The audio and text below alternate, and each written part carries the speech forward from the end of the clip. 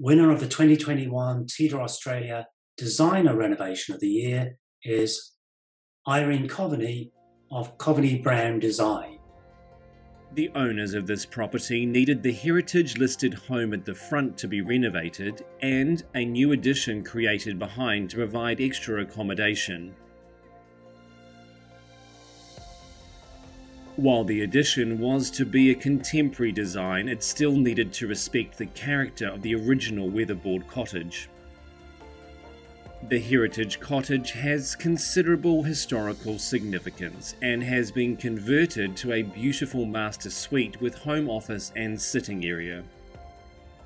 The original character and structure has been preserved and enhanced, while elements which had been altered over time have been restored to their original condition. A 1980s addition at the rear was demolished and replaced with a two-storey addition containing a new open-plan kitchen, dining and living area at ground floor level, with the children's bedroom, bathroom and activity room on the first floor.